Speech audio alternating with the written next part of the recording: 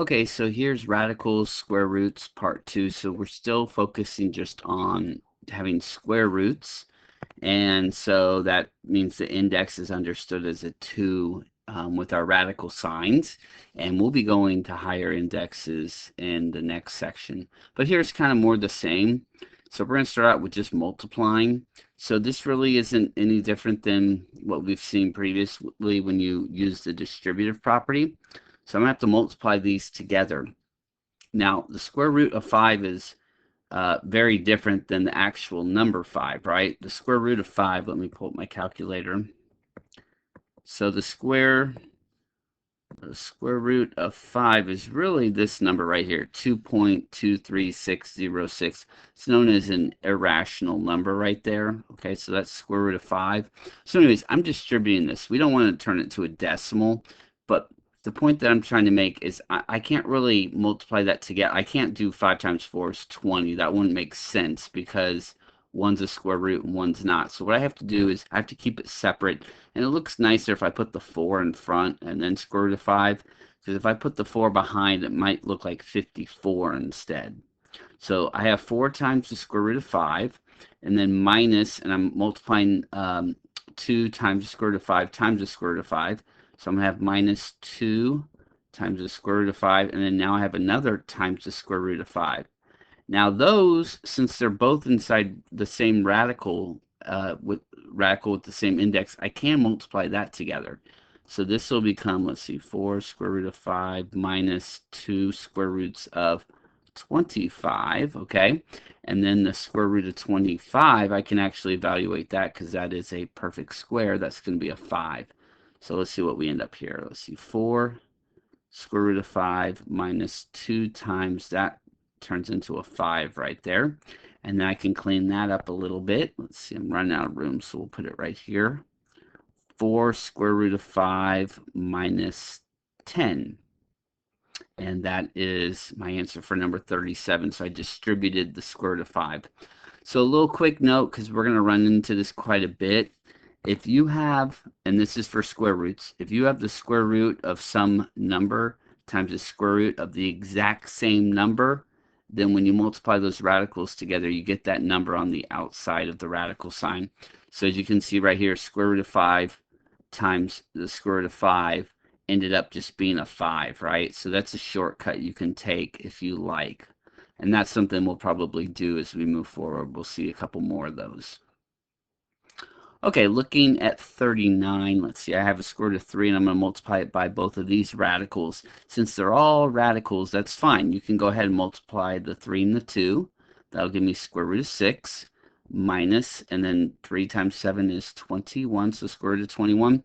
And then look at it. Can I simplify this? And so you can break the 6 into a 3 and a 2, but that you can't square root either one of those, so that's not going to help you. And 21 could be broken up into 3, 7, but that doesn't really help you. So this is our answer. We can't simplify it any further. Okay, looking at 51, what we have here is we're actually going to multiply. These are known as conjugates. And so we've talked about conjugates before. This isn't the first time.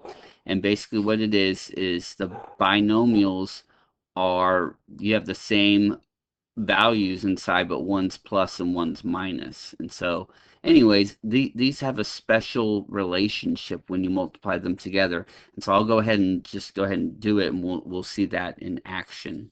So I'm going to start by multiplying the square root of 3 by both of these. So I'm going to end up with square root of 9 plus the square root of 6. And then I'm going to multiply the minus square root of 2 by both of these. So that would give me a minus square root of 6. Now the reason, so what's going on here is I have understood ones in front. So 1 times 1, that's where the minus comes from. And there's an understood 1, you don't have to write it. And then square root of 6. And then minus square root of 2 times plus square root of 2, that will become a minus square root of 4. Okay, now if you wanted to, you could have taken those shortcuts on the edges. Like I said, whenever you multiply the same radical to itself, or I'm sorry, let me be specific, square root, it has to be square root. So square root of 3 times the square root of 3, that would just become a 3 right there.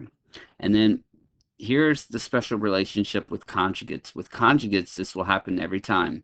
the middle values will cancel each other out. So I have a plus square root of 6, and I have a minus square root of 6. So those nullify each other, and then I'm left with a minus 2 over here.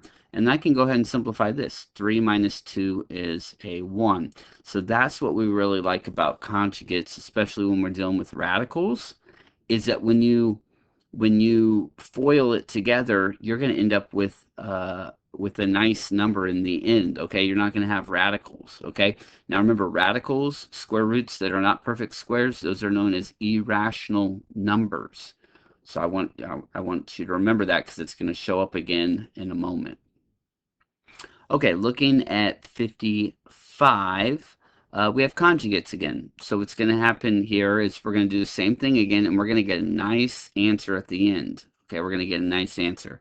So let's see, I'm going to multiply 7 by both of these. So 7 times 7, that's 49. Now the other one, I can't actually multiply them together, so I'm going to have to put it as 7 times the square root of 5, and it's going to be a minus, because I have the minus right there at the square root of 5. And then now we'll do positive square root of 5 times a positive 7. That'll be a plus 7 square roots of 5. And then square root of 5 times a minus square root of 5 is going to be minus square root of 25. And then once again, depending on your comfort level, I mean, if you want to go ahead and just list it as a 5, that's fine. That's what we're going to do right now. So once again, with the conjugates, you can see the middles are opposites. They cancel each other out. So I'm left with 49, and then this will give me a minus 5. 49 take away 5 is 44, and there we are. Okay, the next couple are not conjugates, but keep these conjugates in mind, because we are going to be using them in some other parts of the lesson. Okay, so looking at 65, we're going to go ahead and FOIL this together, and it might be a little messy here, but we'll see how this works out for us. So I'm going to start by multiplying the 3 by both of these. 3 times 2 is 6. 3 times the square root of 5 will be 3 square roots of 5. And then let's see, I got a minus square root of 5 times the 2, so that's going to become minus 2 square roots of 5, okay? And then a minus square root of 5 times a plus square root of 5, that'll become a minus square root of 25. And then the last thing we want to do is just clean it up wherever we can. So what you'll notice here is your middle terms, they are like terms. They don't cancel out though this time. So you have 3 square roots of 5, take away 2 of them. So that will leave me with a positive 1 square root of 5. And you don't really have to put the 1 there. It's not really necessary. It's understood that you have 1 square root of 5. It's right there, right? And then minus square root of 25 is 5. And then you do have like terms on the edges. You have a 5, I'm sorry, you have a 6, and you have a minus 5. So 6 take away 5 is 1. So we're left with 1 plus, and then 1 square root of 5, or just square root of 5. You don't really need to put the 1 in front. It's already understood. Okay, so I FOILed that. I did have like terms in the middle, went ahead and simplified that, and there we go. All right, looking at 75, look at this, I'm squaring it, okay? So hopefully y'all remember this from an earlier section. What we're going to have to do is actually go ahead and break it apart and put it as 2 plus the square root of 3 times 2 plus the square root of 3, and then we'll go ahead and FOIL it together. So we'll start by multiplying the 2 to both of these. So I'll get 4 plus 2 square roots of 3. Then we'll multiply the square root of 3 by both of these. So I'll get another plus 2 square roots of 3. And then I'll get a plus square root of 9. And then let's see, the middle, they're actually the same, but we can go ahead and add them together, combine them. So 2 square roots of 3 plus another 2 square roots of 3. Altogether, I'll have 4 square roots of 3. And then the plus square root of 9 will just be a plus 3. And then I can go ahead and combine the 4 plus the 3, which would be a 7, plus 4 square roots of 3. Alrighty, let's go ahead and see what else I got here for us. Okay, so here we go, rationalizing the denominators. Remember, over here I was talking about what rational numbers are. So these radicals that are not perfect squares, those are known as irrational numbers. So like the square root of 5 is irrational because you can't write this number here. You can't write it as a fraction. 2.236067977. There's not a way to quantify that as like saying, oh yeah, that's, something divided by something, right? That's a ratio right there. It's not, right? So those are known as our irrational numbers, okay? So going back here, okay, so they're asking us to rationalize this, and you might kind of be like, well, what's the point of this, okay? And to be honest, it's something more of a precedent, and so I'm going to talk about this just briefly, okay? So if you were asked to do this division, let's say you were asked to do, let's say you're asked to divide like 3 in, or actually, let me do it backwards first. Let's say you're asked to divide 1.4076 into the number, let's just say 3. If you were asked to do that, that's a pretty challenging question. That would not be fun. You'd have to be like, okay, let's see, 3. This goes into 3, I guess 2 times, right? And then you'd have to multiply that by 2 and then subtract it from the 3, right? It would not be a very fun problem. And assume that you don't have a calculator, okay? And so once again, this is a precedent from long ago, okay? And so what they would try to do is they would try to rationalize your divisor. Whatever's being, you're dividing into your other value, you'd prefer if these could swap places.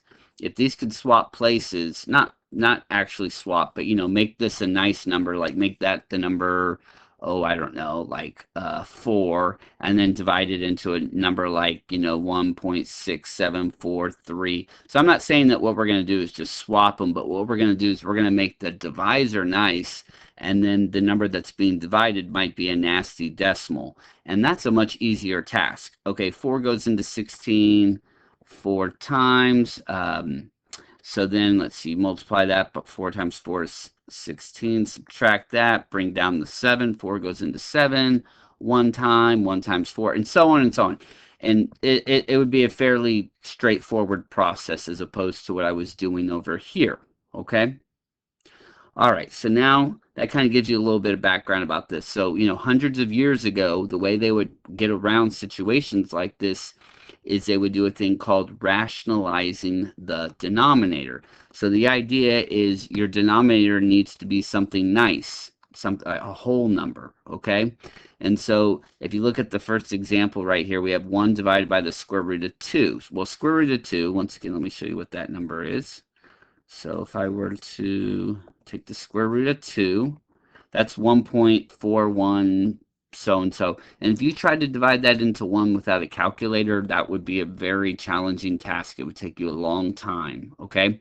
But if you were asked to do this, if you were asked to divide the square root of 2 by a 2, that would be pretty straightforward. That wouldn't be too bad.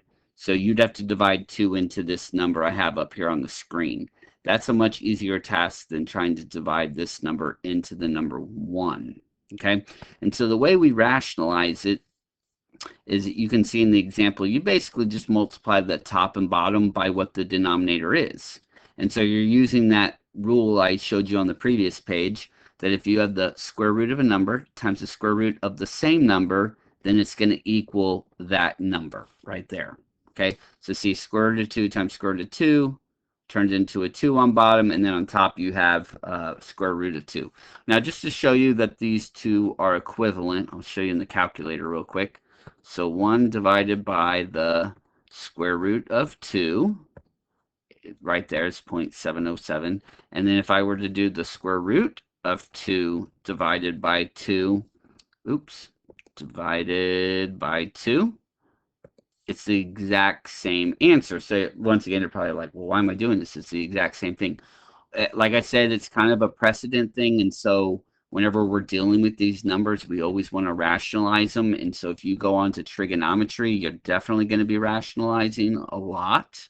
Okay, so this lesson will be very important to you if you are going on to trigonometry. We will see it in college algebra a little bit, but to be honest, it's mostly going to show up in trigonometry. So once again, just keep that in mind. If you know you're going to take trig, make sure you get this down really well. Okay, so let's go ahead and look at our first one. These first are pretty basic. So like I said, wherever the denominator is, just multiply the top and bottom by that same value. So I'm multiplying by the number 1. So I'm just manipulating this. I'm multiplying by the number 1. That's what square root of 7 over square root of 7 is. And so that will leave me with square root of 7 divided by 7, because square root of 7 times square root of 7 gives you just a 7. Now don't try to reduce. Okay, one's a square root and one's not. Okay, the only way you can reduce is if they're both out of a radical sign or if they're both inside a radical sign. You can't mix and match. So don't try to cancel anything out there. Okay, looking at 47, what we'll do here is we'll multiply by square root of 5 over the square root of 5. And let's see, we'll end up with, so these are both radicals, so I can multiply them together. That'll be square root of 10. And then on bottom, square root of 5 times square root of 5 is square root of 25, which square root of 25 is a 5. And that is my answer. Now leave it like that. Don't try to reduce the 10 and the 5. One's inside a radical, one's not. So they're not on a level playing field, so you can't start reducing, okay? 49 really is no different from the one we just did. The only difference is you have the square root over the whole fraction. So go ahead and break it up. Square root of 5 over square root of 3. And then once you do that, the problem is identical to the one we just did. So multiply the top and bottom by square root of 3. And so on top, we'll get square root of 15. And on bottom, square root of 3 becomes square root of 9, which is just 3. And then once again, we just stop right there. That's all we can do, okay? So that was rationalizing our denominator. And we're going to continue that down below, except that now they're going to get a little bit more complicated, okay? And so our denominators are going to be more than just a single term. They're going to be 2 terms. And so to rationalize the denominator on the next few examples, you will need to use the conjugate, okay? Remember I said about 10 minutes ago, conjugates were going to play a role, right? And so here's an example of conjugates. We already know that. So what you're going to do here is you're going to multiply the numerator and denominator by the conjugate of whatever's on the bottom. Okay, so if you remember, let's go back to conjugates real quick. What happens when you multiply conjugates together, if you look at 51 and 55, look at your answers. They come out really nice. So your denominator will come out to a really nice number if you multiply it by its conjugate. So that's exactly what we're going to do here. We're going to multiply these by their conjugates. So the conjugate of 3 plus square root of 11 is going to be 3 minus square root of 11. But if I do that on bottom, I have to do it on top also, or else I'm changing the problem. I don't want to change it. I'm just trying to manipulate it. Remember, this is just a glorified number 1. That's just a glorified number 1 right there. If you simplify this, that would just turn into a 1. Okay, but we're going to keep it there because we want to rationalize the denominator. So I have 13 times this. You can distribute it if you want. I would just leave it there. I would not actually distribute it. You can if you want. It won't really make a difference. I like to leave it there because sometimes it might simplify with my denominator, and so it just makes that part a little bit easier if that does happen. Okay, so I got to go ahead and FOIL this. So I'm going to have to multiply the 3 by both of these. So 3 times 3 is 9. 3 times minus square root of 11 is minus 3 square roots of 11. Now I'm going to multiply the square root of 11 by both of these, right here and here. Square root of 11 times 3 is plus 3 square roots of 11. Square root of 11 times a minus square root of 11 would be minus square root of 121, which will just be 11. So I'm going to start taking that shortcut. So remember, square root of a number times the square root of the same number is that number. So square root of 11 times a minus square root of 11. Because one's positive and one's negative, I get a minus, but then I get the 11 right here. So now we're going to clean this up a little bit. So what I have here, let's see. Once again on top, I'm just going to leave that as 13 times 3 minus the square root of 11. And then on bottom, see right here, these are opposites. Just cross them out, that's fine. And I'm left with 9 take away 11, which is a negative 2. And that's it. That's my answer. So you can see sometimes the 13 and the negative 2, They don't simplify, but on some of these examples, they might. And so that's why I don't really like to distribute. You can if you want at this point, if you want to distribute it, or just leave it like this, that's fine too.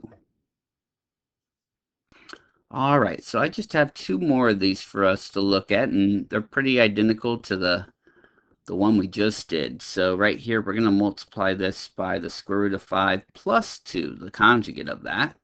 So the square root of 5 plus 2.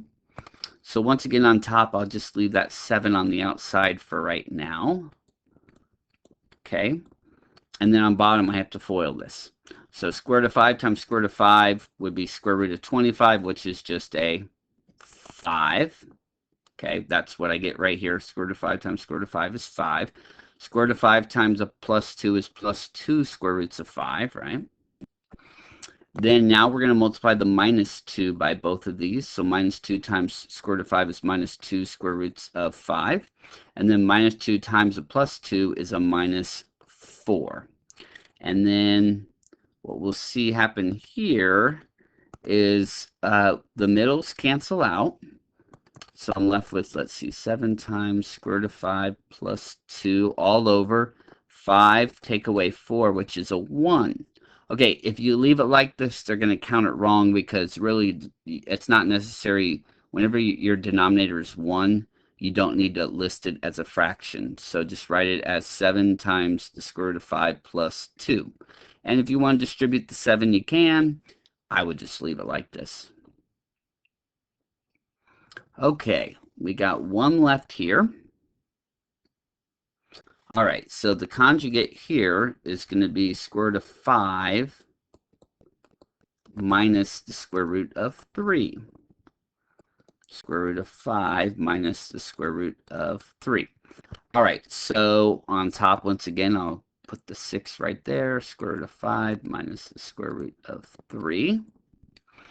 And then we'll go ahead and FOIL the bottom part right here. So square root of 5 times square root of 5 is 5. Square root of 5 times a minus square root of 3 would be minus square root of 15. Then square root of 3 times a positive square root of 5 would be a plus square root of 15. And then square root of 3 times a minus square root of 3 would be a minus 3. So I'm skipping that step right there. I know that square root of 3 is square root of 9, which is a 3. And I did the same thing with the 5. If you're not comfortable with that, then break it into some extra steps. Now, what's going to happen here is the minus square root of 15 plus square root of 15 cancel out. Then I'm left with the 5, take away 3. So we'll go ahead and clean that up. The top, we'll just leave it as is right now. Now 5 take away 3 is a 2. Oh, okay. Well, now I can simplify this one. I couldn't the first two, but this one right here, I can reduce the 2 with the 6 right there. Okay? And so that will leave me with 3 times the square root of 5 minus the square root of 3. And that's a good answer. Now, if you want to, once again, you could distribute it now, but it won't make a difference. Just leave it like that, okay? All right.